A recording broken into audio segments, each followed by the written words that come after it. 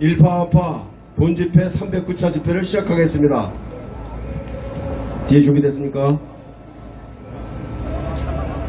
일어서 주기 바랍니다. 국회의원 경기하겠습니다. 국회의원 경기!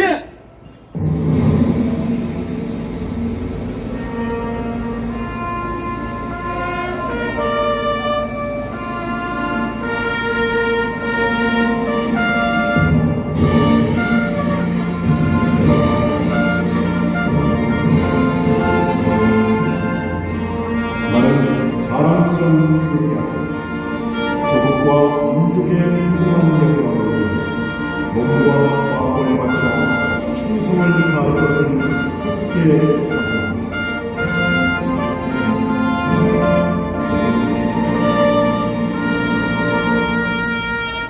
바로 윤희양 동지와 함께 애국가 1절부터 4절까지 함께 부르시겠습니다.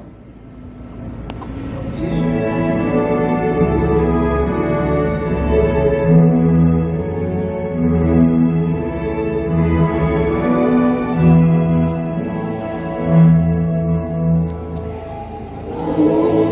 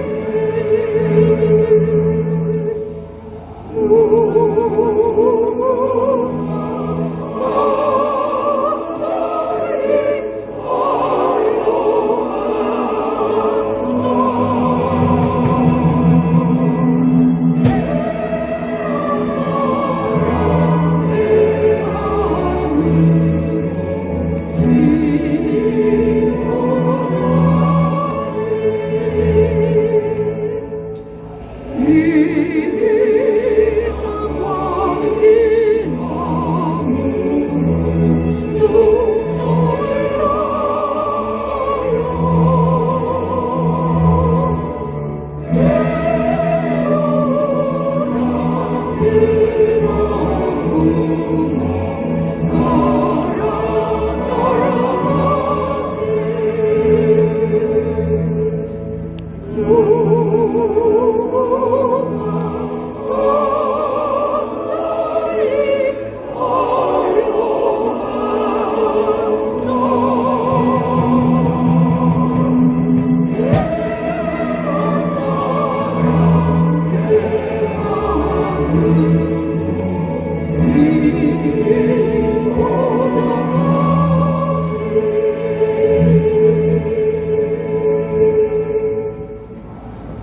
이어서 순국선열과 홍영령에 대한 묵념을 실시하겠습니다.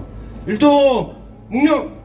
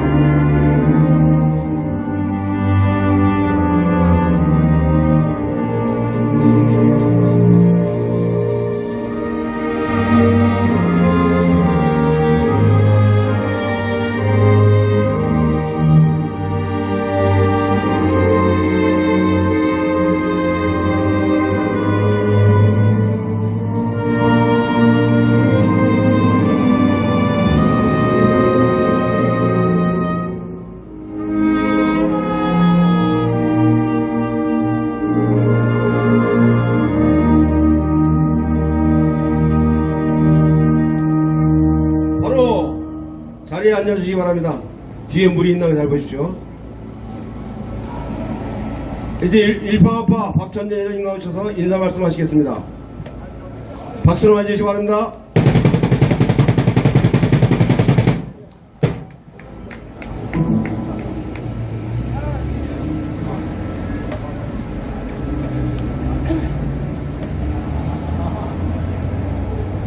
멸공! 날씨가 참 굽죠? 자, 비가 예보상으로는 오후부터 온다고 그러는데 오전부터 쭉 왔습니다. 그래서 저희들이 집회를 준비하면서 여러 가지 애로사항을 많이 겪었는데요. 하여튼 어쨌든지 간에 집회는 하도록 하겠습니다. 자, 오늘이 4월 20일 309차 저희들 일파만파 집회인데요. 4월 10일 총선거가 지난 지 벌써 열흘이 지났습니다. 근데도 우리 자유보수우파는 아직도 멍하니 제대로 정신을 못 차리고 있는 것만은 사실인 것 같습니다. 자, 이런 혼돈 상태에서 과연 어떻게 되겠느냐라는 그런 명제를 가지고 우리 다시 한번 생각해보는 그런 시간을 가져야 될 것으로 믿습니다. 앞으로의 선거, 지금까지 나온 선거 중에서 부정선거에 관한 문제라든지 이런 문제는 별도의 저희들이 행동을 할 때 같이 전부하도록 하겠습니다. 그러나 앞으로 23대 선거, 24대 선거에서 지금 현재도 수도권의 의석이 122석입니다. 그 중에서 국민의힘이 차지한 숫자가 19석입니다. 103석을 타당해서 가져갔습니다. 앞으로 모든 선거에서 수도권에서 승리하지 못하면은 결코 과반수 이상을 획득하기 어렵다는 것이 이번에도 지난번에도 여실하게 증명이 됐음에도 불구하고 여러 가지 미흡한 점이 있었던만은 우리 자유보수 우파들이 분명히 반성을 하고 개선점을 찾아야 할 것으로 믿습니다. 또 한 가지, 자, 이번 선거에 여러 가지 패인과 원인이 있었겠지만은 그 중에서 어제 조선일보에서도 얘기가 나왔습니다. 가장 큰 원인이 뭐였었느냐? 물가 문제였다고. 약 30%가 우리 국민의 30% 정도가 물가 문제가 가장 시급한 문제였었고 가장 중요한 문제였다고 답변을 합니다.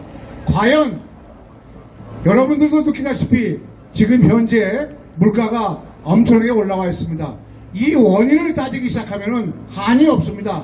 제일 큰 원인은 문재인 정부 때 빚을 600억을 갖다가 600조를 1000조로 만들어버린 그걸로 인해 가지고 돈이 많이 풀어진 것만은 사실입니다. 거기에다가 세계적인 전쟁을 인한 고물가, 고환율에 의한 영향이 많이 미쳤다고 생각합니다. 그러나 국민들은 지금 현재의 대통령이 누구냐 이것을 따지지 앞에 사람들을 그거 금방 잊어버리고 맙니다. 그리고 물경 집권한 지 2년이 지났습니다.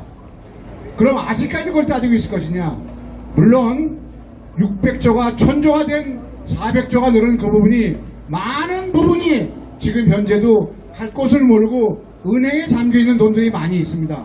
이 돈들이 빨리 나와서 산업 현장으로 나와서 선순환의 사이클을 만들어야 되는데 만들지 못하고 있다는 것, 이것도 바로 정책적으로 고쳐야 될 사항 중에 하나입니다. 우리 그런 면에 있어서 서로 고민하고 서로 간에 개선점을 찾는데 노력을 하셔야 될 것으로 믿습니다. 자, 이런 시점에서 우리 보수단체의 역할이 뭐느냐, 보수시민단체의 역할을 어떻게 정립해야 될 것이냐 라는 것에 대해서 저희들 일파만파도 여러 가지 고민을 많이 하고 있습니다. 과연 어떻게 하는 것이 시민단체로서 어떤 정파에 휘둘리지 않고 우리나라의 국민을 제대로 깨우칠 수 있게 하는 것이 가장 좋은 길이냐는 것을 많이 노력하고 찾고 있습니다. 많은 조언과 많은 참고의 말씀을 해주시기를 부탁을 드리겠습니다. 연사님께서 앞으로 말씀하실 겁니다. 뭐 법대로 해서 이재명이 처단하고 뭐 처단하고 여러 가지 많이 있으지만은요, 그 얘기는 연사님들의 의견을 많이 경청하시고 앞으로도 저희 일파만파가 계속되는 집회에 많이 참석해 주셔서 시민단체로서 건전한 보수 시민단체로서 나가는데 우리 동지님들의 많은 협조를 부탁 올리겠습니다. 대단히 감사합니다. 첫 번째 연사 모시겠습니다. 우리 1번 타자 지정대 명단입니다. 유은영 교수님 모시겠습니다. 박수를 주시오.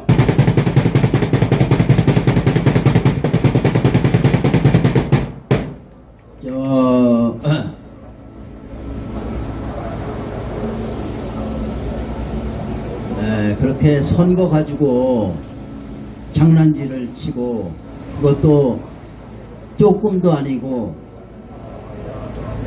대대적으로 장난질 치고, 그래서 우리는 지속적으로 우리 대통령께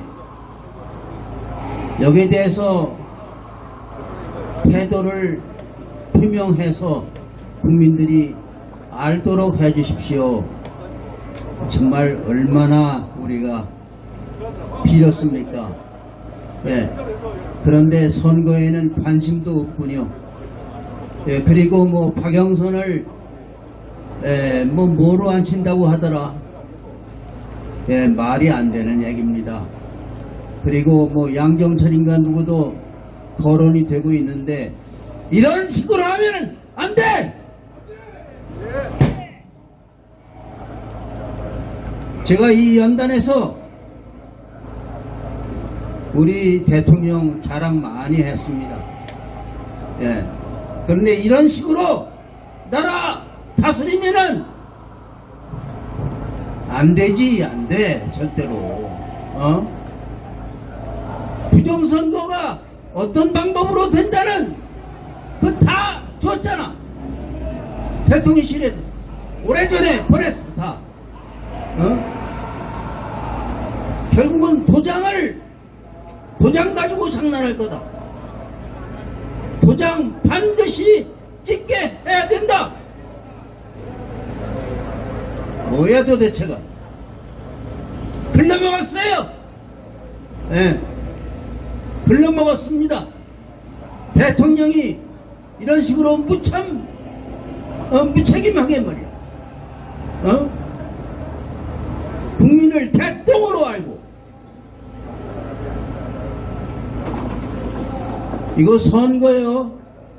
삐그덕 해도 엄청난 그게 오는데 이렇게 대대적으로 다 눈 감아준 거 아니야? 눈 감아준 거 아니야? 대통령이. 또 한동훈 위원장도 여기에 대해서 대대적으로 할 거다 하다가 태도가 또 바뀌어가지고 말이야. 우리가 얼마나 고생했습니까? 비 오는 날, 눈 오는 날, 바람 부는 날, 얼마나 우리가 떨면서 그거 했어요. 예. 아, 이러라고 우리가 그랬습니까? 예. 이게 아직 정신을 못 차려서 그래, 정신을. 진짜 따끔하게 정신 차릴 수 있도록 국민이 가만 놔두면 안 돼요. 우리가 문재인과 싸우듯이 윤석열하고 싸워야 돼. 네. 죽어도 바른 말 하는, 죽어도 바른 말입니다. 네. 사실대로 말씀드리는 거고. 글쎄, 연사님들께서 또 뭐라고 말씀하실지는 모르지만은 제 생각은 그래요. 흘러먹었어. 윤석열이 흘러먹었습니다. 네. 앞으로 어떡할 거야 이거? 걔네들에게 정권의 반을 물려주고 어떡하겠다는 거야? 얘네들은 가만히 있을 놈들이 아닙니다. 연놈들이 아니야. 어떻게든지 윤석열을 탄핵으로 밀어 넣을 겁니다. 이렇게 무책임하게 말이야. 이런 애들은 그저 요만큼만 있어도 다 나눠 먹고, 갉아먹고, 훔쳐먹고, 그러는 놈들에게 정권의 반을 줘! 국민을 대떡으로 알고, 얼마나 우리가 윤석열의 탄생을 위해서 피와 뼈와 땀과 쏟았습니다. 근데 거기에 대한 보답이 이거란 말이야! 에이, 나쁜 놈 같은 이라고. 나빠도 보통 나쁜 게 아니야! 참, 윤봉길 의사 기념관에 와가지고 발대식을 해? 그게 바로 이거냐? 이게 발대식의 그거냐 이거야? 정말 안중근 의사가 말이야. 무덤에서 벌떡 일어나가지고 통곡한다. 통곡해. 이봉창 의사가 통곡한다. 윤봉길 의사가 통곡해 이놈아. 왜 대통령이라고 이놈아 못할 것 같아? 이렇게 국민을 말이야 화가 머리끝까지 솟구치게 만들어 놓고 그래도 우리 쪽은 나를 지지하겠지. 천만의 말씀이야. 천만의. 지지 안 해. 못된 놈 같으니라고. 예이 나쁜 놈.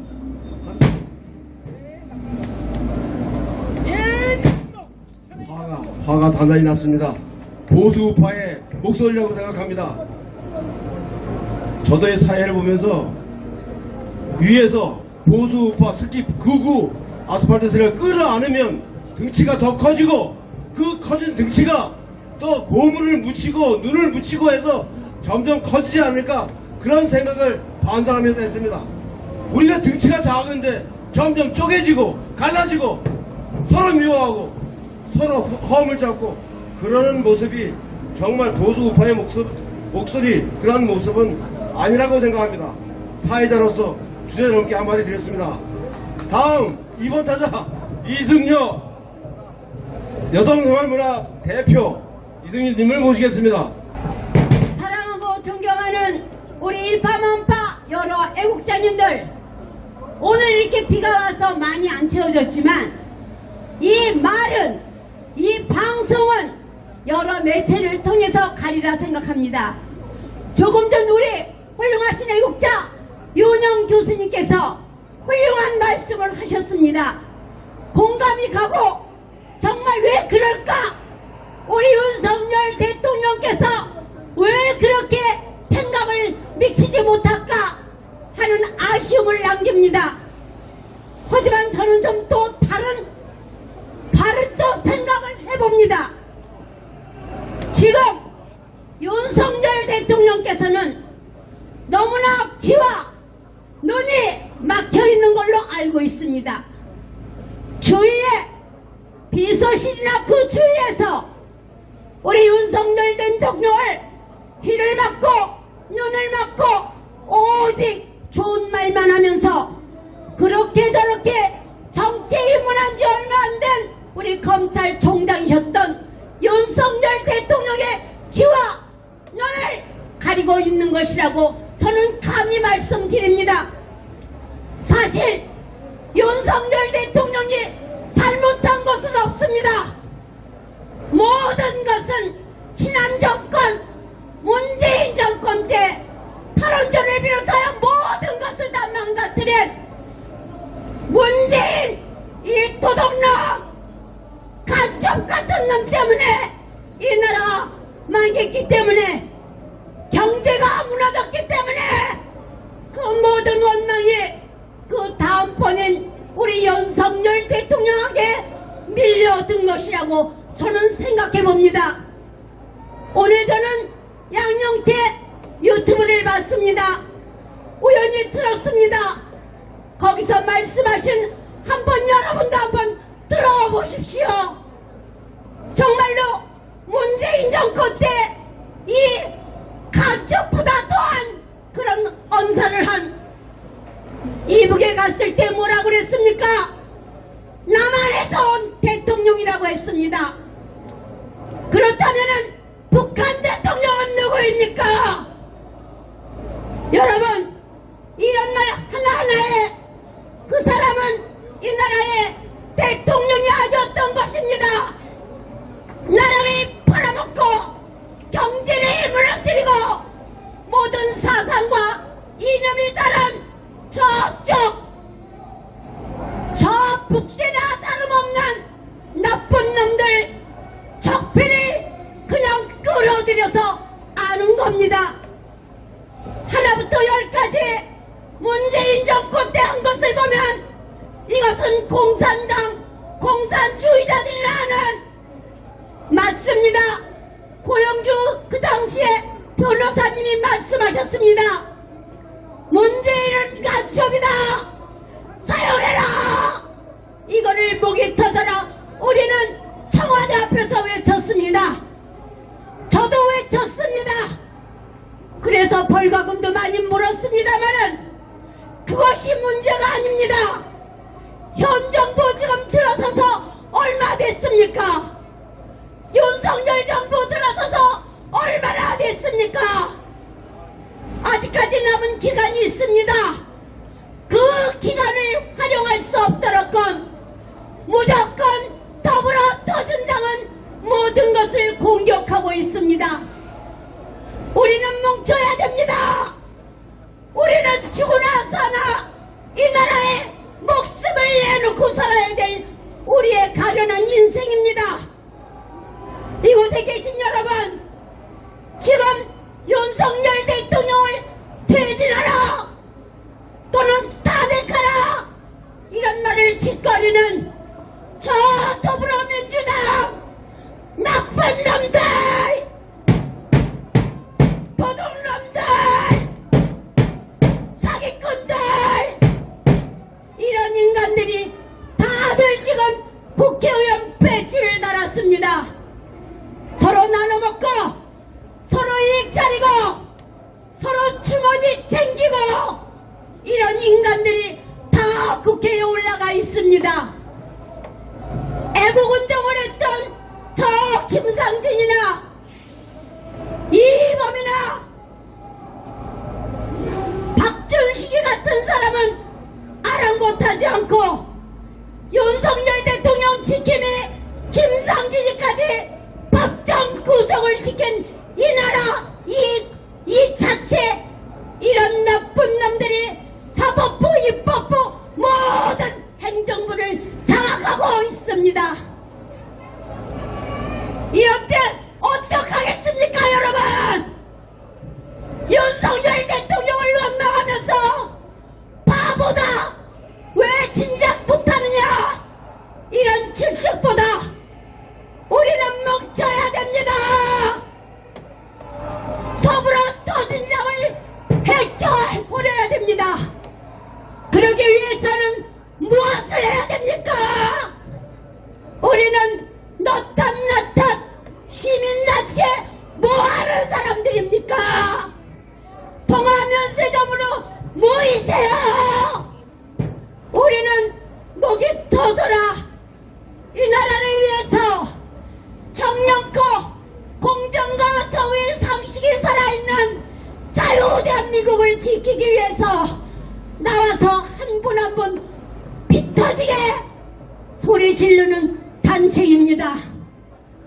단체가 많으면 뭐합니까? 자기 썩 차리고 은근히 욕심 부리는 그런 단체는 다 무너져야 됩니다. 우리는 끝까지 자유 대한민국을 사수하기 위해서는 윤석열 대통령을 끌어안으면서 저들이 요구하는 윤석열 대통령 탄핵을 막기 위해서 피 터지게 가슴이 터지도록 싸워야 됩니다. 사랑하고 존경하는 국민 여러분, 이 시정 앞을 다니시는 여러분, 저 더불어민주당의 저 만행을 우리는 끝까지 규탄해야 하며 앞으로 다가오는 그 많은 악법 우리가 막으려면 우리 한 사람 한 사람 다 모여서 현 정부 윤석열 정부를 지지하면서 끝까지 도와주면서 우리는 한 가지 한 가지 헤쳐서 그 문제를 해결해야 된다고 봅니다. 여러분, 우리는 하나가 되어야 됩니다. 모두들 너나 할 것 없이 하나가 돼서 모여서 누구 흉보지 말고 우파는 절대 하나가 되어서 너가 옳다 내가 옳다 하지 말고 무조건 이유 없이 이 자리에 모여서 윤석열 대통령 힘내시오, 잘하십시오, 힘을 돋궈주시고 모두가 박수로서 열광하면서 자유 대한민국을 지킵시다. 여러분, 우리는 하나가 됩니다. 어떠한 일이 있더라도 분열되면 안 됩니다. 분열시키는 이런 우파에 있다는 거짓 단체들 우리 절대 속아 넘어가지 맙시다. 우리는 오직 국민의힘 여러분 정신 차리십시오. 의원님들 이런 때에 우왕좌왕 하지 마시고 오직 국민의힘 뿌리 우리 자유한국당 시절처럼 오직 대한민국만을 위해서 윤석열 대통령만을 위해서 끝까지 뭉쳐서 함께 가십시오. 여러분 하실 수 있죠? 감사합니다. 고맙습니다. 함께 같이 끝까지 가겠습니다. 고맙습니다. 매봉 통일문제연구소 남광규 교수님 오셔서 좋은 말씀 해주시겠습니다. 예, 여러분, 오랜만에 뵙습니다. 선거 끝나고 다들 마음이 그러실 텐데, 앞에 두 분 좋은 말씀 해주셨습니다. 근데 저는 또, 아직 대학에 있고 또 정치학을 전공한 사람으로서, 좀 냉정하게 말씀드리겠습니다. 제가 이 연단에 서가지고 연설할 때 작년 가을부터 그 얘기했죠. 지금의 어떤 그 선거, 이거 대통령이, 윤석열 대통령이 선거를 제대로 한번 점검하지 않으면 올해 4월에 벌어질 선거에서 사전선거가 30% 넘어서고 그 다음에 민주당을 비롯해서 야권이 200석 가까이 먹을 것이다. 그 제가 작년 한 10월부터 계속 얘기를 하지 않았습니까? 선거하기 직전까지 여러분에게 말씀드렸잖아요. 그러니까 이 결과는 이미 벌써 정해져 있었던 거고 좀 아는 사람은 다 아는 사실입니다. 그러니까 우리가 부정선거를 얘기하지 않고 무슨 원인을 얘기한다는 얘기는 그건 정말 연못구호죠. 산에 가서 그냥 고기를 구하는 것과 마찬가지죠. 그런 점에서 이번 선거 결과는 뭐니 해도 1차적으로 대통령에게 갈 수밖에 없어요. 대통령이 당연히 이 선거가 제대로 유권자들이 표한 것이 제대로 가는가에 대해 가지고 점검해야 될 책임은 국정 책임자인 대통령에게 있죠. 대통령이 적어도 선거 관리인 도장 그것만 꼭 지켜라. 이걸 가지고 대통령이 그걸 할 수가 있잖아요. 대통령으로서. 그거 아무 얘기도 안 하고. 그런 의미에서 사실 이번 선거의 근본적인 원인은 2년 동안 대통령이 해야 될 기본적인 것을 안 했기 때문에 나온 필연적인 결과가 될 수밖에 없다라는 것이 첫 번째 원인이고, 두 번째가 비상대책위원장을 맡은 한동훈 씨는 뭐 제가 몇 번 얘기했지만 이 사람은 기본적으로 자유보수우파 가치와는 결이 다른 사람입니다. 아직도 한동훈에 대해서 미련을 갖고 뭐 우리가 흔히 얘기하는 강남 좌파라고 할 수 있죠. 그리고 이번 선거는 본인의 대통령 선거를 한 것 아닙니까, 여러분? 거기다 지금 비례 후보를 비롯해가지고 지금 한동훈이 사람들 많이 박아놨잖아요. 그 사람들이 다 뭡니까? 다 과거에 좌파 운동하던 사람들, 좌파 시민 활동하는 사람들 아닙니까? 그러면 국힘당은 지금 과거에는 민주당 이중대였는데 지금은 민주당이 1.5군이 돼버렸어요. 그러니까 지금 우리나라에서는 자유, 수호 세력, 정당이 한 명도 없습니다. 국회의원 가운데. 그걸 냉정하게 알고 우리가 뭘 시작해야 되겠다고 해야지. 아직도 더구나 지금 선거 끝나고 윤석열 대통령이 보여주는 행보를 보게 되면 한마디로 얘기해가지고 좀 어리나가가지고 우왕좌왕하고 있어요. 어떻게 보게 되면 본인 남은 3년 임기나 제대로 채울 수 있을까? 플러스 덤으로 본인 와이프 어떻게 그냥 사고 처리 당하지 않을 수 있을까? 뭐 거기에 지금 전전긍긍하고 있는 것이 윤석열 대통령 형편이다 라고 저는 그렇게 봅니다, 여러분. 그럼에도 불구하고 제가 사실 그래요. 우리가 제2의 탄핵 같은 거는 막아야 되겠지만 그러나 지금은 윤석열 대통령이 탄핵한다고 해도 막아줄 명분이 없습니다. 대통령을 지켜준, 우리가 어쩔 수 없이 윤석열을 찍어준 그 길에서 하나라도 제대로 한 게 있습니까? 우리가 요구한 게 많지도 않잖아요. 처음에는 이재명 구속, 그 다음에는 저 부정투표 감시, 나중엔 제가 안 되니까 야 이재명 구속은 물 건너가더라도 부정투표 요거 할 수 없는 요거만 좀 해달라. 그렇게 2년 동안 목이 쉬도록 외쳤는데 오불간호 아무 관심도 안 하고, 그래서 결과적으로 대통령은 또 한동훈은 결과적으로 이 선거 결과의 공범입니다, 여러분. 그걸 좀 냉정하게 알아야지. 언제까지 이런 어떤 우리가 사실을 모르고 그렇게 좀 우리가 2년 동안 대통령을 유예한 거 아닙니까? 지켜본 것 아닙니까? 자, 그리고 여러분 생각해 보십시오. 지금 뭐 국힘당이 108석인가 그렇다고 하는데 어찌 보게 되면 국힘당 선거 전략에 비교하게 되면 엄청난 결과 아니에요? 무슨 얘기냐? 대통령이 저 부산에 가가지고 사전선거 운동하라고, 사전선거하라고 독려했습니다. 자, 비상대책위원장 한동훈이가 사전선거하라고 전 후보자들 다 사전선거 운동을 가가지고 찍었어요. 자, 여러분, 사전선거 투표 결과가 어떻게 나왔습니까? 서울 435대 빵, 경기도 517대 빵, 부산도 200 얼마 대 빵. 그러면 사전선거를 독려한 여당, 대통령 한동훈이 사전선거에서는 전국적으로 빵으로 나왔는데 본선거에서 좀 나와가지고 108석이라도 건졌으면 잘한 거네. 그렇지 않아요, 여러분? 그러니까 이제는 우리가 미궁에서 깨어나야 됩니다.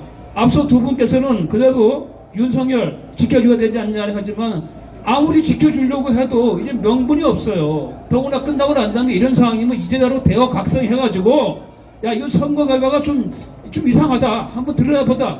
그렇게 정면에 부딪혀야지. 우왕좌왕 해가지고 이제는 뭐 좌파 했던 사람들 해가지고 총미를 안긴다. 이상한 사람들 가지고 뭐 불신시장 아친다. 그래서 저는 사실 그래요. 이젠 선거 안 합니다. 해봤자 이길 수가 없는 구도인데 여기서 무슨 선거를 합니까? 무슨 3년 뒤에 대통령 선거를 기대해요? 무슨 지방선거를 기대합니까? 부정선거가 이렇게 노골적으로 나오는데 아직도 부정선거 있나 없나 긴가민가 하신 분들은 좀 고민을 좀 하셔야 되겠어요. 제가 뭐라 할 수는 없지만은 지금 상태도 부정선거에 대해 가지고 아리까리한 분들은 미안합니다만 좀 많이 공부하십시오. 그래서 뭐 제가 오늘 좋은 얘기 할 수가 없습니다. 이제부터는 더 뭘 할 것인가.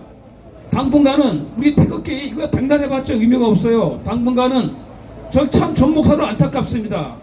이번에도 본인 선거가 부정투표에 해가지고 자유통일당도 표를 저렇게 강탈당했는데 조금씩 얘기는 하더군요. 지금은 태극기를 든 사람들이 다 모여가지고 많으면 많은 숫자가 광화문에 있을 게 아니라 과천의 선거관리위원회 가가지고 마지막 저항을 해야 돼요. 지금 나라가 없어졌는데 뭘 또 다음을 기대하고 다음 선거를 기대하고 누구에게 희망을 기대합니까, 여러분? 여기 있는 사람이라도 모여서 선거관리위원회 모이면은 한 10만원 될 거 아니에요? 그렇게 해서라도 국민들한테 자꾸 이제 국민들도 웬만한 사람은 이 선거가 이상하다는 거 대부분 알아요. 좌파들도 알면서도 지네들이 이겼으니까 그냥 넘어가는 것이지. 이제는 우리가 강화문에 나와서 맨날 우리가 똑같은 얼굴 봐가지고 똑같은 얘기를 반복할 게 아니라 이번 선거 결과를 냉정하게 보고 이 나라의 자유민주주의는 죽었다. 선거는 이미 끝났다. 선거는 이미 다 조작돼가지고 우리가 해봤자 아무런 의미가 없다. 마지막으로 몸부림치기 위해서 긁어 모아서 선거관리위원회에 가가지고 자꾸 떠들어가지고 그나마 국민들 한두 명이라도 말입니다. 길거리에 나오게끔 해가지고 국민 저항을 해야지. 지금 봐가지고 대통령이 이거 감당 못합니다. 벌써 그냥 선거 끝나고 어떻게 하면 그냥 자기 살길 갈까. 지금 거기 전전긍긍하고 있는데 뭘 기대하겠습니까? 국힘당 이놈 새끼들 말입니다. 선거에 대해서는 아무 얘기도 안 하고 말입니다. 또 그냥 대통령 잡아먹고 말이죠. 자, 그래서 뭐 할 얘기는 많겠지만은 이 정도로 제 얘기를 마무리하도록 하겠습니다. 뭐 불편한 얘기지만 여러분이 들어주셔서 고맙습니다. 감사합니다. 광화문 기도회를 주관하시는 김원호 목사님 연주를 잠깐 듣고 계속하겠습니다. 베르디 작곡 나보코라는 오페라에 나오는 노예들의 합창 그 한 곡 연주해 오도록 하겠습니다.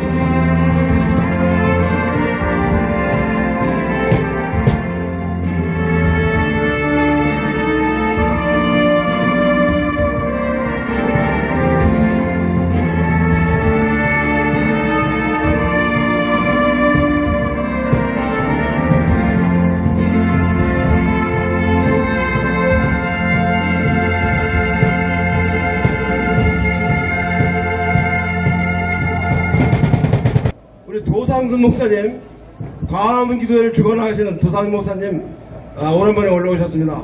박수로 맞이해주시기 바랍니다. 아로트시 치고 계십니다.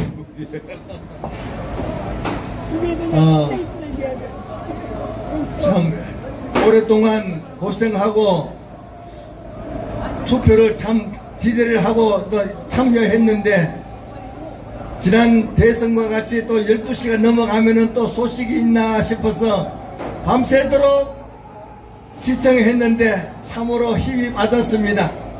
한숨을 쉬고 있으니까 애들도 아빠 너무 한숨 쉬지 말라고 그런 얘기를 했는데 지나고 보면서 다시 힘을 내야 되겠다 기도하면서 하나님께서 그 가운데 또한 길을 열어주시더라. 그래서 오늘 말씀을 전가하라고 시간을 줬는데 무슨 말씀을 하나 하면서 성경 말씀을, 제가 목사가 아닙니까? 성경 말씀을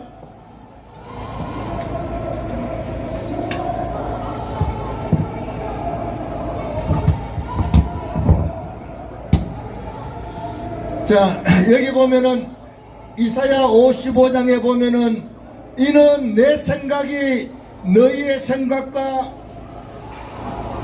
다르며 내 길은 너희의 길과 다름이니라. 여호와의 말씀이니라. 이는 하늘이 땅보다 높음같이 내 길은 너희의 길보다 높으며 내 생각은 너희의 생각보다 높음이니라 했습니다. 우리는 기도할 때에 하나님 요렇게 해주세요 이렇게 기도를 합니다. 저도 70을 지나면서 보면서 야, 기도했는 대로 안 되는구나 했는데 지나고 보면은 그것보다 더 앞서가서 하나님께서 역사하셨더라. 하나님을 섬기는 모든 사람은 이것을 다 체험하셨을 겁니다. 그래서 이번에도 총선에서 이런 결과를 가져왔지만은 우리 생각과 또한 하나님의 생각은 하늘과 땅 차이로 차이가 난다. 일파만파에서도 이번 총선이 끝났으니까 이제 어떻게 하겠느냐. 틀림없이 우리가 이길 텐데 이기면은 큰 혼란이 오니까 혼란이 잠잠하실 때까지 끝까지 하자. 그래서 우리가 이겼으면은 좋은 점도 있지만은 정말로 광화문에서 큰 문제가 발생했지 않겠는가 그런 생각을 해봤습니다. 우리는 저 사람이 하고 싶지 않나요? 저놈들은 젊은 애들이고 우리는 연세가 다 높습니다. 그래서 같이 싸워서 될 일도 아니고 저놈들은 죽창을 들고 나올 수도 있는데 우리는 그렇지도 않고 그래서 하나님께서 이것을 막아주셨구나 그런 생각이 듭니다. 그래서 성경을 보니까 이런 말씀이 있습니다. 이스라엘 나라의 초대 왕은 사울 왕인데 하나님의 말씀을 순종하지 않았기 때문에 하나님께서 버리고 다윗을 기름 부어서 왕으로 세우려고 하셨습니다. 그래서 다윗이 골리앗과 싸워서 이겼더니 국민들이 노래 부르기를 다윗은 만만이요 사울은 천천이라 이렇게 노래를 부르니까 사울왕이 가만히 듣더니 다음에 다윗이 왕이 되려 하는구나. 그래서 다윗을 죽이려고 했습니다. 다윗이 도망을 다니다가 나중에는 어떻게 했느냐. 블레셋 지역으로 도망을 갔습니다. 블레셋 왕이 다윗을 불러서 앞으로 어떻게 하겠느냐. 나에게 은혜를 베풀어 달라 해서 시글락에서 생활했는데 그런데 세월이 1년 4개월이 지나면서 블레셋과 이스라엘과 전쟁이 일어났습니다. 전쟁이 일어나니까 블레셋 왕이 다윗을 불러서 이번 전쟁의 마지막 전쟁 되니까 같이 나가자 하니까 다윗이 같이 안 나갈 수가 없는 거예요. 블레셋에서 몸을 피해왔기 때문에 블레셋 왕의 말을 들을 수밖에 없다. 그래서 다윗이 당연히 내가 나가서 임금님을 위해서 충성을 보여주겠다 했습니다. 그래서 다윗이 자기 부하 600명을 데리고 전쟁에 나갔는데 블레셋 왕이 장군들이 다윗과 함께 전쟁 못하겠다. 다윗이 틀림없이 우리를 배반하고 사울 왕을 편들 텐데 다윗과 못 가겠다 했습니다. 그래서 아각 왕이 하는 수 없이 다윗을 돌려보냈습니다. 다윗이 큰 소리 치면서 돌아왔는데 문제는 여기에 있습니다. 3일 길을 돌아와서 자기 진영에 와서 보니까 자기 진영에 텐트가 하나도 없어졌고 가족들도 하나도 없더라. 그랬더니 다윗의 부하가 다윗 이놈 따라갔다가 우리 가족을 다 잃어버렸으니까 다윗을 돌로 쳐 죽여야 되겠다. 부하들이 그런 얘기를 하니까 다윗이 하도 급해서 하나님께 기도했더니 하나님께서 이 자기 진영을 노랗게 갖는 민족을 추격해서 잡아와야 되겠다, 이런 마음이 생겼습니다. 그래서 우리 진영을 노랗게 갖는 것을 추격해서 잡으러 가자 했더니 다 따라 나왔습니다. 자, 그래서 다윗이 밤새도록 추격하여서 아말렉 족속을 물리치고 온 가족을 구해내고 자기 물건뿐만 아니고 아말렉에 노랗게 했던 모든 물건도 가지고 돌아왔습니다. 자, 그런데 여기서 제가 하나 굉장히 중요한 설명이 하나 있습니다. 다윗은 다음에 2대 왕이 될 사람인데 블레셋과 이스라엘이 싸우면은 다윗은 누구 편을 들어야 되겠습니까? 당연히 이스라엘 편을 들어야 되는데 이제까지 블레셋에서 피해서 몸을 숨겨왔던 사람이 아기스 왕을 배반할 수가 없잖아요. 그러면은 이 배은만덕하고 도덕도 없는 놈이라고 욕먹을 것이고, 그렇다고 사울 왕을 편들 수도 없고, 자기가 이스라엘 나라의 왕이 될 사람이 자기 사울 왕을 편들 수도 없고, 그러면은 가만히 있으면 되느냐? 가만히 있으면 되겠습니까? 나라가 블레셋과 싸우는데 왕 될 사람이 가만히 있으면 되느냐, 이런 얘기예요. 다윗은 가만히 있어도 욕먹고 블레셋을 편들어도 욕먹고 이스라엘을 편들어도 욕먹고 아무것도 할 수 없는 이런 상황이었습니다. 그런데 자기 진영에 돌아와서 보니까 가족이 하나도 없는 거예요. 부하들이 자기를 죽이려고 하는 이런 상황에서 정신을 차리고 자기 가족을 노랗게 갖는 아말렉 족속을 밤새도록 추격해서 찾아왔다. 찾아오니까 이스라엘과 블레셋 전쟁은 끝이 나버렸습니다. 그래서 다윗이 왕이 되는데, 보세요. 다윗이 하나님을 잘 섬기는 사람인데 왜 그런 일이 생기느냐? 다윗은 블레셋 편들어도 욕먹고 이스라엘 편들어도 욕먹고 가만히 있어도 욕먹는 사람입니다. 그런 상황인데 자기 가족이 없었으니까 밤새도록 자기 가족을 찾으려고 정신없이 싸웠어. 노랗게 갖는 모든 가족을 찾아왔으니까 아무도 다윗을 욕할 수 없는 상황이었다, 이런 얘기입니다. 그래서 다윗은 아말렉 족속이 우리 온 가족을 다 노랗질 해갔는 것이 지나고 보니까 은혜로운 시간이었구나.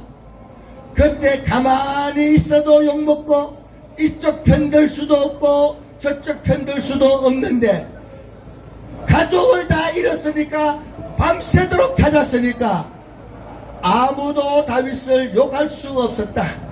그래서 하나님께서 다윗이 왕 되는데 조금도 불편함이 없는 상황을 만들어 주셨더라, 이런 얘기입니다.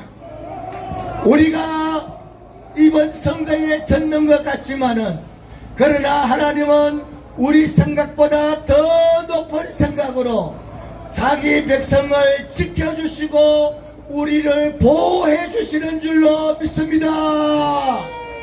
광화문에서 내란이 일어났으면은 피해 보는 것은 우리밖에 없다. 우리는 날마다 기도하면서 싸워왔고 우리는 하나님께서 지켜주시는 이 민족이다. 우리는 국회에서 제일 먼저 했는 것이 기도인데 그 기도의 응답으로 틀림없이 보급 통일로 갈 텐데 이번 선거에 진 것이 아니라 많은 시간을 벌어서 틀림없이 그동안에 이재명이나 문재인이나 조국은 감옥에 갈 겁니다. 하나님께서 그들을 틀림없이 제거하신다. 왜냐? 그들은 교회를 없애려 했기 때문에 하나님께서 틀림없이 그들을 제거해 주실 줄로 믿습니다. 그래서 우리는 이 시간 끝까지 믿음으로 싸우도록 합니다. 우리가 열심히 모이면은 윤석열 대통령이 힘을 얻을 겁니다. 우리가 모이지 않으면은 윤석열 대통령도 힘이 빠진다. 윤석열 대통령이 힘이 빠지니까 박영선이를 총리를 시키나 김한길이를 또 하길래 이야 이거 큰일 났구나. 윤석열 대통령도 힘이 빠지면은 잘못할 수가 있으니까 우리가 이 자리에 열심히 많이 모이면은 윤석열 대통령께서 힘을 얻어서 올바르게 이끌고 나갈 줄로 믿습니다. 끝까지 열심히 싸워서 함께 모이는 것이 가장 좋은 방법이다. 무사고로 무피 흘림 없이. 그러나 이것이 가장 좋은 싸움이니까 끝까지 열심히 싸웁시다. 함께 모입시다. 일파만파는 이번 질에서 계획하고 추진하는 것을 우리가 함께 모여서 힘을 실어줘서 승리로 이끌어 나갑시다. 감사합니다. 감사합니다. 다음은 김한원 박사님 시간입니다.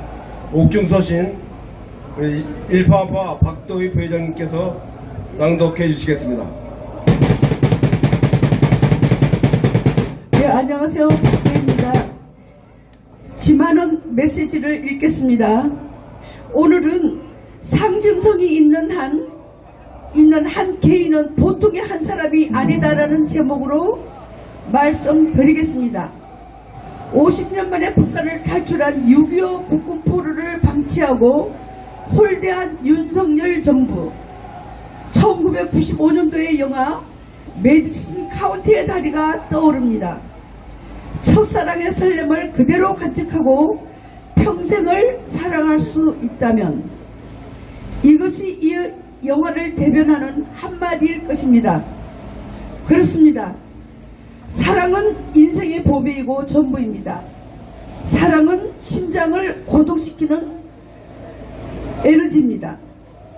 사랑이 없는 인생은 무의미한 것입니다. 꿈과 감성과 센스와 향기가 에티켓이 없는 인생은 그야말로 마른 장작개비와 같이 무비건조합니다.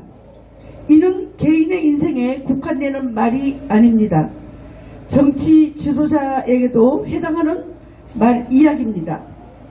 정치 지도자는 딱딱한 법이 아니라 연기로서 지휘를 해야 합니다. 연기자에게 가장 중요한 것은 상징적인 인상을 오래도록 머리에 남겨주는 것입니다. 그 인상이 멋이 있으면 성공할 것이고 그 반대면 실패할 것입니다. 미국 대통령과 한국 대통령, 국군 포로, 대한민국의 한이 담긴 가장 가슴 아픈 단어입니다. 제복 입은 유공자. 이것은 윤석열 대통령이 강조한 희망의 소리였습니다. 미국 대통령 오바마와 트럼프는 중동에서 전사하여 홀로 돌아오는 병사를 새벽 3시까지 기다렸다가 공항으로 나가 병사의 칸을 향해 정중히 격려를 했습니다. 죽어서 고국으로 돌아온 그 병사는 몸 하나만 돌아온 것이 아니라 애국심이라는 상징과 함께 돌아온 것입니다. 병사 한 사람은 한 명이 아니라 3억의 미국 국민 모두를 대변하고 있었던 것입니다. 2000년 김대중은 한국에서 수감 중이던 북한 간첩 63명을 북한으로 돌려보냈습니다. 북한은 끝까지 남한으로 전향하지 않고 감옥에 있다가 풀려난 이들 63명을 위해 평양에서 화려한 카프레이드를 펼쳤습니다. 북한의 모든 군청에서는 제5가를 설치하여 남한에 침투하여 간첩짓을 하다가 희생당한 간첩의 가족들에게 최상의 우대를 베풀고 있습니다. 애국이라는 것을 전 인민에 학습시키고 있는 것입니다. 김일성 집단조차도 애국을 인민들의 가슴을 새겨주고 있는 것입니다. 불청객 대우받은 국군 포로의 상징 고 김성태 하사, 6.25 때 북한으로 잡혀간 국군 포로는 5만 명입니다. 역대 정부는 이들의 송환에 대하여 말로만 요청을 하였습니다. 돌려달라고 말한다고 해서 돌려줄 북한이 아닙니다. 그들을 송환하려면 북한의 팔을 비틀어야 하는 것입니다. 대한민국은 아직까지 이들 남북 포로에 대하여 눈물나는 영화, 전 세계인의 애국심에 호소하는 감동적인 영화를 한 편도 만든 적이 없습니다. 세계의 시민들이 아우성치면 돌아올 수도 있었을 것입니다. 그런데 한국의 역대 정부는 왜 이런 생각을 하지 못했을까요? 세상을 바꾸는 것은 난폭하고 강압적인 발언이 아니라 심장 속에 있는 부드러운 감성에 호소하는 것입니다. 이런 발상의 전환이 요구되는 것이 바로 국군포로 문제입니다. 그런데 매우 안타깝고 유감스럽게도 이 정부는 국군포로를 귀찮은 불청객과 같은 존재로 경시하는 기록을 남겼습니다.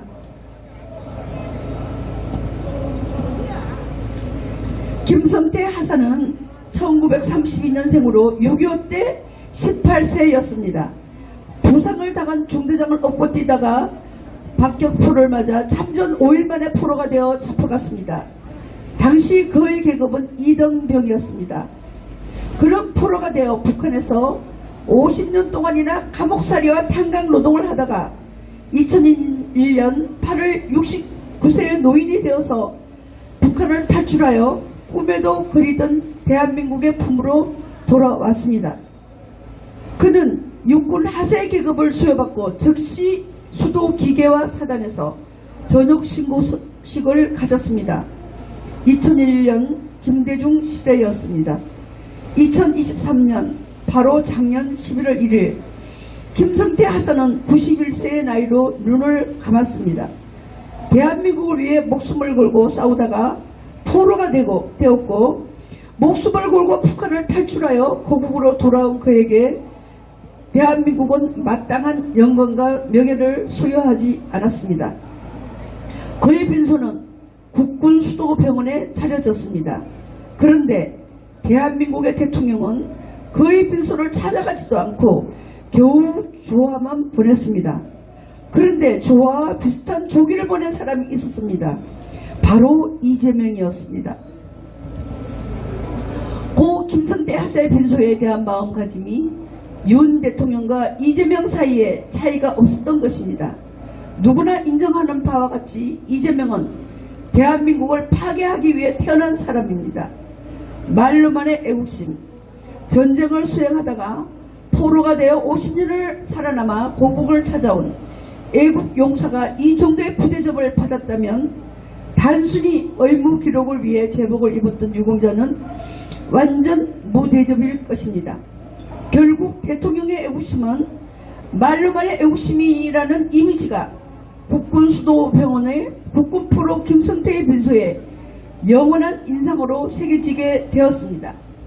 윤 대통령을 아끼는 마음으로 조언한다면 이 사실이 구렁이 담는 듯이 잊혀지기를 바라지 말고 이 사실을 끄집어내어서 매우 잘못된 처사였다고 사과하고 실망한 국민에게 다시 희망을 심어주는 용감한 조치를 취해 주시기를 바랍니다. 그냥 지나치면 많은 손해가 될 것 같습니다. 눈물도 공감력도 애국심도 없는 냉혈 검찰 정권이라는 비난이 우익 사회에서 일어날 수 있습니다.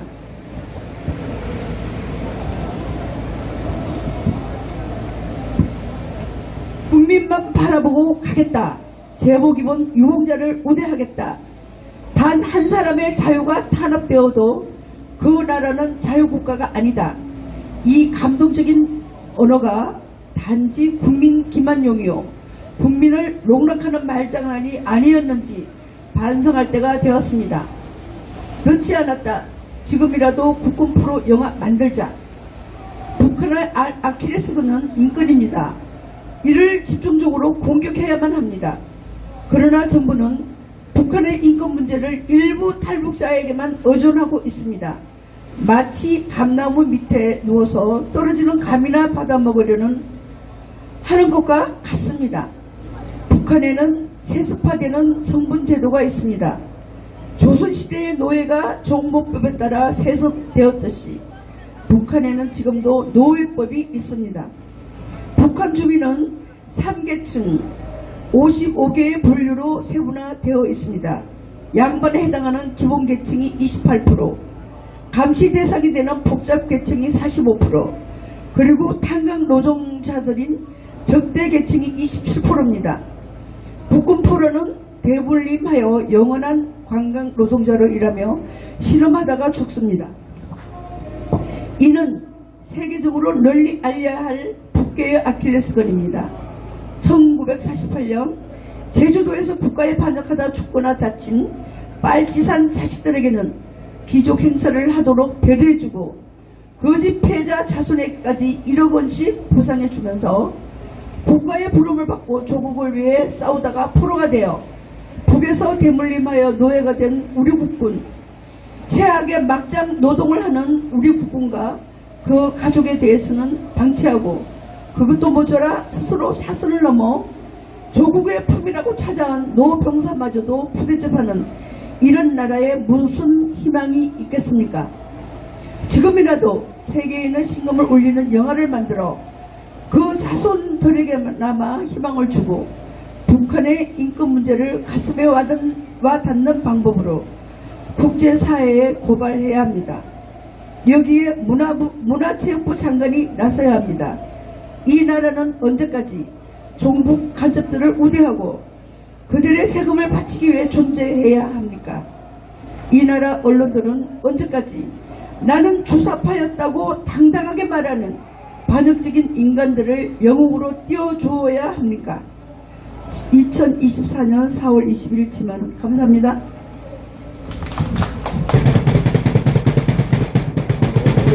길지만은 구구절절한 옥속에서 구구절절하게 우리에게 해주실 말씀입니다. 우리 주만원 박사님의 빠른 명예회복과 석방을 기대하고 응원하고 기도하겠습니다. 오늘 목사님들이 많이 나오시는데 미국에서 아스팔트에서 활동하시는 오영학 목사님이라고 활동하고 계십니다. 오랜만에 들어오셨는데 이 자리에 서시겠다고 말씀하셔가지고 급박하게 오십니다. 아마 좋은 말씀도 있을 겁니다.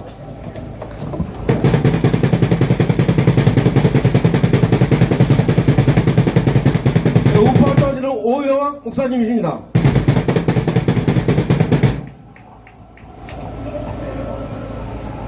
저는 목사라는 이야기를 전혀 안 했는데 어떻게 숨길 수가 없었습니다. 저는 대한민국 국민의 한 사람으로 제가 이렇게 우리 귀하신 우리 선배 애국자님 앞에 섰는데 저는 평범한 대한민국 국민의 한 사람입니다. 제가 왜 이렇게 분노를 하냐면은 대한민국은 너무도 엄청난 우리 선배와 저희 세대가 피땀 흘려서 가꾼 사실은 세계 10대 강국 그거보다도 전 세계 위에 공산주의자들과 싸워서 그것도 전 세계의 젊은 애들의 피 위에 세워진 대한민국이기 때문에 그리고 지금 세계 유일의 분단된 국가로서 전 세계 자유진영을 대표해서 중공과 북한 공산 집단과 전쟁하고 있는 상황에서 방종하는 것이 너무 안타까워서 아니 이게 말이 됩니까? 대한민국 정체성, 아니 민주노총 이 참으로 엄청난 이 반역 세력, 아니 노조면은 회사를 위해서, 노동자들의 권익을 위해서 회사와 그런 노동운동을 해야지 북한 공산 집단 대변인 노릇을 하고 있어요. 제가 현장에서 다 확인했습니다. 민주노총 이 반역 세력들이 광화문에서 집회할 때 애국가를 안 부릅니다. 애국가를 안 부릅니다. 국민의례에서 태극기에 대한 경례를 안 합니다. 더 나아가 국민이 뽑은 대통령을 단두대에 올려놓고 목을 자르는 이건 반역 중에 반역 행사를 하는데, 여 주위에 있는 경찰관님들, 당신들은 뭐하는 사람들이야? 대한민국 국가 보위, 국민의 안녕을 위해서 이런 반역 집단들에게 법을 적용해서 잡아들여야 되는 거 아닙니까? 방종하고 있습니다.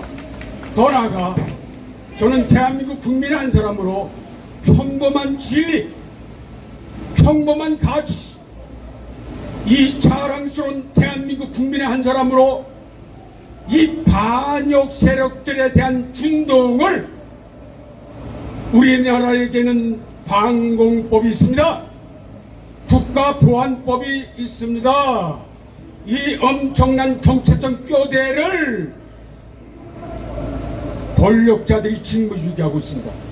저는 5년 동안 문재인의 이 반역 쓰레기 활동을 다 지켜보고, 더 나아가 우리는 지난 3구 대선에서 근소한 차이로 우리 빨갱이 집단에 우리가 국민들이 승리했는데, 우리가 지난 5년 동안 얼마나 가슴 아픈 우리가 핍박을 당했지 않습니까? 조회를 폐쇄하고 대한민국의 우리 이승만 대통령의 기독교 일꾼은 한성 감옥에서 꽃피운 그의 이 자랑스러운 건국과 공산주의를 지켜내고, 우리 박정희 대통령의 숭고한 희생정신 18년 동안 이 자랑스러운 우리 대한민국의 세계 10대 경제에 지금은 우리 여러분들 잘 아시지 않습니까? 우리가 이 대한민국만 잘 지키면, 죄송합니다, 우리가 무기만 팔아먹어도 우리가 세계의 미국과 더불어 우리가 중국과 맞설 수 있고, 우리가 소련과 저 간사한 일본하고 맞설 수 있습니다. 그런데 2년 동안 저는 인내하며 침묵했습니다. 가장 시급한 거 반역죄, 이거는 종식시켜야 된다. 그런데 우리 윤석열 대통령이 법무부, 그다음에 검찰총장 법의 전문가이기 때문에 입법부를 회복한 다음에 기대했습니다. 근데 중앙정관이 지난 40 우리가 선거에서 부정선거가 그대로 드러났지 않습니까? 선거를 해서 우리가 지난 4년 전에 4.15 선거에서 우리가 이 수도권과 경기도에 거의 70, 80% 근데 거의 대부분이 사전선거에서 이 중앙선관위의 이 부정 시스템이 그대로 선거를 해서, 선거 투표를 해서 그 투표지를 5일 동안, 6일 동안 전애들이, 저는 그 사실을 너무나 잘 알고 있습니다. 우리 여러분들 다 봤지 않습니까? 확인했지 않습니까? 그럼에도 불구하고 중앙선관위의 그 사악한 조직, 부정선거 조직, 공산주의 시집폐기 시스템을 그대로 방치해서 오늘 우리가 이런 지만의 이 시름을 앓는데, 자, 저는 여러분들에게 명쾌하게 호소합니다. 윤석열 대통령님, 대통령 직무유기하지 마십시오. 대통령 직무유기하시지 마십시오. 자, 제가 직무유기라고 그러니까 제 주위에서 대통령을 보호해. 이게 보호하는 겁니다. 나는 국가를 보위하고 국민의 생명과 재산을 지키다. 이게 대통령 중심제, 대통령 권력의 가장 핵심 중의 핵심입니다. 맞지 않습니까? 이재명 저 반역, 저 쓰레기만도 못한 놈을 우리 국민이 거의 과반수가 언론의 농락에 저 기자의 쓰레기 같은 종북 수사법 빨갱이 주둥아리에 MBC가, KBS가 대통령 주례를 맡고 대통령의 국민의 대표 대통령이 시행한 모든 정책들을 오도하고 우리 국민들의 귀를 속이고 눈을 속이고 하지 않습니까? 그런데 이게 그대로 재현되는 거예요. 이게 그대로 재현되는 거예요. 대통령이면 국민에게 알릴 언론을 바로 잡았어야 됩니다. 근데 이건 지금 더해. MBC는 완전히 제가 뉴스를 못 봐요. 한 사건을 가지고 이건 부정적이고 대한민국의 적대 세력의 앞잡이 노릇을 하고 있으니 통탄할 노릇 아닙니까? 다시 말씀드립니다. 대통령 직무유기, 입법부, 사법부, 행정부. 자, 한동훈 법무부 장관 하면서 직무유기했습니다. 대통령 주위에 있는 청와대 고위직 장관 나쁜 놈들입니다. 대통령의 대외 신인도를 위해서 대통령은 멀리 넓게 보아야 되지만 대통령 주위에 있는 비서진들, 대통령이 뽑은 장관들, 야 이 개새끼들아, 저는 미국에서 20수년간 내 나라 위해서, 그러나 내 노후를, 내 조국, 내가 우리 이승만 대통령의 은혜 입어 가난뱅이에서 국민 교육을 받고 이 은혜를 갚기 위해서 제 노후는 내 사랑하는 조국가 더 보내려고 온 내 조국이, 대한민국이, 국민들이 매물만도 못해 신용지도 밟으면 꼭 들어가지 않습니까? 나는 애국자가 아닙니다. 내 조국, 내 사랑하는 대한민국이 빨갱이들한테 농락당하는 것도 너무나 한이스러워. 제가 7년 동안 아스팔트, 그러나 제가 단에 제가 생계가 딸려서 제가 토요일 날만 왔었는데 너무나 가슴이 아파서 제가 용기 내어 제가 한을 드러내는 겁니다. 직무유기가 가장 나쁜 겁니다. 가족에서 남편이 가장을 탈 회사는 사장이 회사를, 더 나아가 가장 중요한 게 국가입니다. 국가.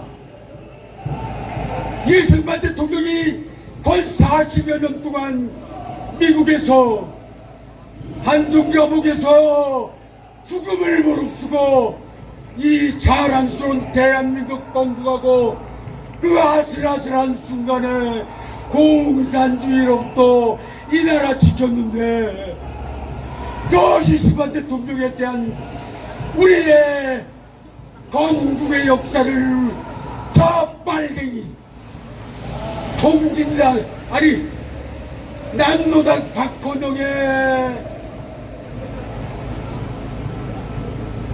통탄할 노릇입니다. 통탄할 노릇입니다. 김대중 빨갱이, 노무현 쓰레기, 문재인 금수만도 못한 놈들, 여기로부터 농락당한 것을 이걸 회복 못한다는 게 너무나 통탄스럽고, 이제 제가 말씀을 마치겠습니다. 이순신 장군은 국가 일본한테 무란의 위기에서 조선을 구했습니다. 우리가 조선왕조 500명 고독의 직무유기를 통해서 이 나라가 국권을 잃고 우리가 일본 완전히 넘어가는 나라를 우리 승만 대통령의 통찰력으로 이 나라를 건국하고 이 나라를 공산주의로부터 지켰는데 우리가 이 바톤을 물려받았습니다. 여기 한 분 이순신이 돼야 됩니다. 여기 한 분 이승만이 돼야 됩니다. 이승만 윤석열 대통령님 부탁합니다. 직무유기 끝장내십시오. 빨갱이 몇 명만 잡아들이면 끝나는 겁니다. 이 나라의 외교를 종시시켜 주십시오. 감사합니다. 자, 오늘 올라오신 모든 연사님들 감사합니다. 이걸로 오늘 공식 집회를 끝내겠습니다. 마무리하면서 애국가로 끝내겠습니다. 다 같이 일어서 주시기 바랍니다. 일어서서 1절만 애국가를 부르시겠습니다.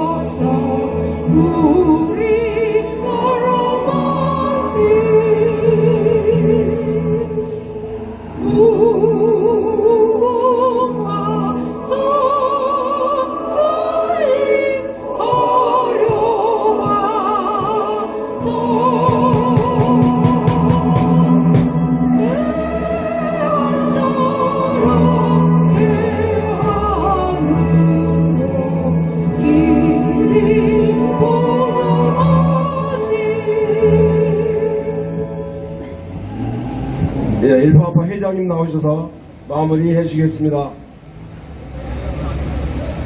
예, 자리 앉아주십시오. 뒤에 조심하십시오. 멸국! 날씨가 좀 그칠줄 알았더니 계속 비가 오고 있습니다. 이 봄비가 모든 농사에는 도움이 되겠지만은 오늘 저희같이 집회할 때는 상당히 부담스럽고 괴롭네요. 여러분들 이 우중에도 마지막까지 남아주셔서 대단히 감사합니다. 다음 주에는 좀 더 좋은 날씨, 화창한 날씨 속에서 우리가 집회가 되도록 노력을 했고 많은 연사분들께서 오셔가지고 지금 현재 우리가 당면하고 있는 사항에 대해서 이런저런 말씀을 많이 해주셨습니다. 그 중에서 여러분들 동지님들께서 새기실 분은 새기시고 새길 만한 부분은 새기고 하셔서 우리가 앞으로는 당면했던 부정선거에 대한 문제를 어떻게 해결하는 것인지 또 부정선거랑 같이 뜻을 하고 있는 여러 단체들과 어떤 형태로 연합해서 할 것인지를 갖다가 고민하도록 하겠습니다. 그런 부분에 대해서 여러분들께서 좋은 아이디어나 좋은 의견을 말씀해 주시면 충분히 반영하도록 하겠습니다. 오늘 궂은 날씨에 지금까지 남아주셔서 대단히 감사합니다. 멸국! 다음 주에 뵙도록 하겠습니다. 수고하셨습니다. 비가 오니까 마무리 좀 빨리 해야 되겠습니다. 안녕히 돌아가시고 다음 주에 건강한 모습으로 뵙겠습니다. 안녕히 가십시오.